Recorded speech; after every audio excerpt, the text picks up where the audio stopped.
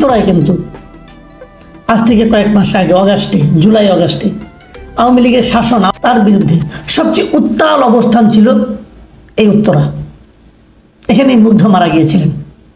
তো সেই উত্তাল যে অভিযানটা ছিল, উত্তাল যে মিছিলটা ছিল, সেই মিছিলে কারা ছিল, তারা এখন কোথায় গেল? তো তারা কি আওয়ামী লীগের নিষিদ্ধ চান না? তারা কি আওয়ামী লীগের এই ঝটিকা মিছিলের বিরোধিতা করতে চান না? বিষয়টা আসলে কি দাঁড়াচ্ছে? এই জিনিসটা আমি মনে করি এই সরকারের এখন চিন্তা করা দরকার। যাদের আন্দোলনের ফলে তারা এখন সরকারে বসেছেন, এই সরকার কি সেই সাধারণ মানুষের যে প্রত্যাশা, সেই প্রত্যাশা মেটাতে পারছেন? এটা হলো সবচেয়ে গুরুত্বপূর্ণ বিষয়। সাধারণ মানুষের প্রত্যাশাটা কি ছিল? সরকারে কে হবে, কে উপদেষ্টা হবে, কে উপদেষ্টার বিশেষ সহকারী হবে, কে সংবিধান সংশোধনের জন্য কাকে বিদেশ থেকে উড়িয়ে আনা হবে, কাকে দিয়ে, এগুলি সব মানুষের প্রত্যাশা ছিল না। মানুষের প্রত্যাশা ছিল জীবনযাপন যেন সহজ হয়, উনি যেন বাজারে যে জিনিসপত্র কম দামে কিনতে পারেন, দেশে যেন অর্থনৈতিক প্রবৃদ্ধি দৃশ্যমান হয়ে ওঠে। ওনারা এইগুলো চেয়েছেন। কয়টা পেয়েছেন? এবং মানুষের সে প্রত্যাশার বিপরীতে মানুষ কি দেখেছে? আগে কারা লুটপাট করতো, সেই লুটপাট কি বন্ধ হয়েছে? এখন কি লুটপাট হচ্ছে না? একটা ছেলে যে টেলিভিশনে বলেছে যে তাদের এলাকার সবচেয়ে দরিদ্র ঘরটা হলো তাদের, সেই ছেলে এখন 1.5-2 কোটি টাকা দামের গাড়ি চালায়, বিশাল অফিসে বসে। মানুষের কাছে এই পরিবর্তনগুলি কি মানুষকে আনন্দ দিচ্ছে? এবং দিচ্ছে না বলেই কিন্তু আজকে এই প্রতীকী লাঠি মিছিলের পেছনে এই উদ্যোক্তা 9 জন ছাড়া আর কেউ ছিল না। আমরা কদিন আগে কিন্তু একই জিনিস দেখেছিলাম যে বৈশাখী যে অনুষ্ঠান ছিল, সেখানে যে এই এনসিপির যে প্রোগ্রামটা ছিল, সেই প্রোগ্রামে কিন্তু দেখা গেছে যে 50-60 জনের বেশি লোক ছিল না সামনে, এবং তার মধ্যে অর্ধেকের বেশি ছিল সংবাদ সংগ্রহের জন্য নিয়োজিত ক্যামেরা পার্সন এবং রিপোর্টার। বেলুন কি ফুটে গেল, চুপসে গেল? দেখুন, এরপর আমি আরেকটা প্রসঙ্গ তুলব সরকারের ভূমিকা নিয়ে। আজকে স্বরাষ্ট্র বিষয়ক উপদেষ্টা লেফটেন্যান্ট জেনারেল জাহাঙ্গীর আলম চৌধুরী তিনি গিয়েছিলেন এই রাজধানীর উত্তরাঞ্চলের 3টি থানা পরিদর্শনে। কোন 3টা থানা? বিমানবন্দর, উত্তরা পশ্চিম ও তুরাগ, এই 3টা থানা পরিদর্শন করেছেন। এবং এই পরিদর্শন করতে যেয়ে উনি সেখানকার পুলিশকে বলেছেন যে আওয়ামী লীগের কার্যক্রম ও ঝটিকা মিছিলের বিরুদ্ধে পুলিশের কোনো নিষ্ক্রিয়তা পেলে কঠোর ব্যবস্থা নেওয়া হবে। মানে আওয়ামী লীগের যদি এমনি ঝটিকা মিছিল হয়, এটা যদি পুলিশ কন্ট্রোল করতে না পারে, তাহলে পুলিশের বিরুদ্ধে কঠোর ব্যবস্থা নেওয়া হবে। এই হুমকিটা কিন্তু উনি দিয়েছেন। এবং উনি সাংবাদিকদের স্পষ্টভাবে বলেছেন যে পুলিশ ইতিমধ্যে 2 জনকে ধরেছে, আওয়ামী লীগের কার্যক্রম ঝটিকা মিছিলের বিরুদ্ধে পুলিশ কোনো রকম নিষ্ক্রিয়তা পেলে তাদের কঠোর ব্যবস্থা নেওয়া হবে। আচ্ছা, একটা কথা আমি বলি, এই যে পুলিশকে উনি সক্রিয় হতে বললেন আওয়ামী লীগের এই ধরনের মিছিলের ব্যাপারে, ঝটিকা মিছিলকে কন্ট্রোল করার জন্য, ঝটিকা মিছিল করতে না দেওয়ার জন্য, তার মানে উনি পুলিশকে নির্দেশ দিলেন এই সমস্ত মিছিল করতে দেওয়া হবে না এবং করতে যেন পুলিশ না দেয়। তো আমি যদি স্বরাষ্ট্র উপদেষ্টাকে একটু জিজ্ঞাসা করতে চাই, এই ধরনের নির্দেশ আপনি দিলেন কোন আইনে? মানে পুলিশ যদি জিজ্ঞাসা করতো আপনাকে, স্যার আপনি যে আদেশটা দিলেন, এই আদেশটা আমি কোন আইনের বলেন করবো কাজটা? মানে আওয়ামী লীগ যদি মিছিল করতে চায় অথবা যদি মিছিল করে, তাদেরকে আমি মিছিল করতে না দেওয়ার পেছনে কি আইন আছে আমার? কেন আমি আইনি এবং বেআইনের এই কথাটা তুললাম? আপনাদের একটু পেছনে নেব, আমি খুব বেশি দিন পেছনে না।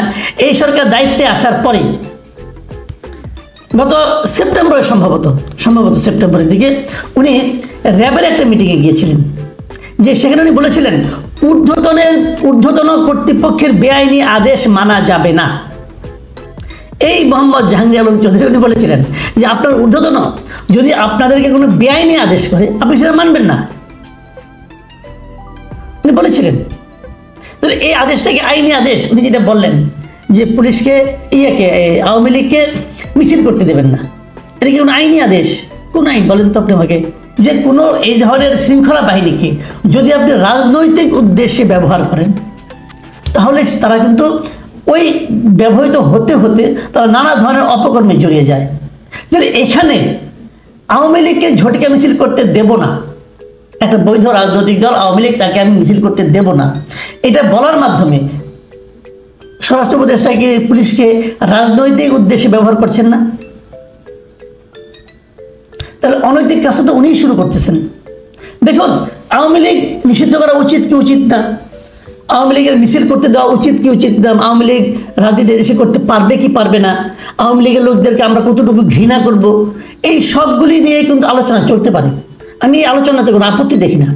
কিন্তু আমার কথা হলো যে আপনি ততটুকুই করতে পারবেন, পুলিশ ততটুকুই আওয়ামী লীগের প্রতি আচরণ করতে পারবে যতটুকু তাকে আইন কভার করে। পুলিশ তো আইন শৃঙ্খলা মানে রক্ষাকারী বাহিনী না, তারা তো বেআইনি কাজ তাদের করা উচিত হবে না। এখন যদি খোদ স্বরাষ্ট্র মন্ত্রণালয়ের উপদেষ্টা বলে তাকে বেআইনি কাজ করতে, তাহলে সে কি করবে? এখন আইন তো সরকারই তৈরি করে, তো আপনি একটা আইন তৈরি করে নেন, আমার কোনো আপত্তি নাই। যদি পারেন একটা আইন তৈরি করে নেন যে আমরা আওয়ামী লীগকে নিষিদ্ধ করে দিলাম, করেন না ভাই, আমার কোনো আপত্তি নেই। একটা আইন তৈরি করেন এবং সেই আইন তৈরি করে আপনি বলেন যে এই আইন যে না মানবে তার বিরুদ্ধে আমি ব্যবস্থা নেব। তাহলে একটা আইন, এটা হবে একটা আইনি নির্দেশ। কিন্তু আপনি তো বেআইনি নির্দেশ দিচ্ছেন, যেটা আইনে নাই আপনি সেই নির্দেশ দিচ্ছেন। জাহাঙ্গীর সাহেব, আপনাকে তো আইনটা একটু বুঝতে হবে ভাই, আইনটা পড়েন। আপনার নির্দেশটা কি আইনি নির্দেশ হলো? ঠিক এই জায়গাটা মাথায় রাখতে হবে, সরকারকে মাথায় রাখতে হবে। কিন্তু মাথায় রাখতে হবে কেন কেন ছাত্রদের ওই প্রতীকী লাঠি মিছিলে মাত্র 9 জন লোক থাকে, সরকারকে বুঝতে হবে। সংখ্যাগরিষ্ঠের পক্ষে আপনাকে থাকতে হবে। আপনারা যাদের পক্ষে এখন আছেন ওখানে মাত্র 9 জন থাকে, আর তাদের যে মূল দল, তাদের যে মূল অনুষ্ঠান, একটা আয়োজন করা অনুষ্ঠান, অনেক দিনের মানে ঘোষিত অনুষ্ঠান, সেই অনুষ্ঠানে সাংবাদিক সহ থেকে 60 জন। আপনাদের বুঝতে হবে পায়ের নিচের মাটি এখন ধীরে ধীরে সরে যাচ্ছে। এটাও বুঝতে হবে কেন সরে যাচ্ছে। আপনারা মানুষের প্রত্যাশা মেটালে এগুলি কোনো ইস্যুই হতো না, তোর পুলিশকে অর্ডার দিতে হতো না, মানুষই এদেরকে প্রতিহত করতো। কিন্তু সেটা আপনার মানুষের প্রত্যাশা যখন মেটাতে না পারবেন তখন এরকম হতে থাকবে। ওই চিৎকার চেঁচামেচি করে ওই ফেসবুকে অথবা ইউটিউবে অথবা সোশ্যাল মিডিয়ায় ওই ক্যাম্পেইন করে আপনি মানুষকে মাঠে নামাতে পারবেন না। আমি মনে করি আমাদের রাজনৈতিক অঙ্গনে এবং দেশের সার্বিক পরিস্থিতিতে একটা বিরোধপূর্ণ পরিস্থিতির উদ্ভব হয়েছে।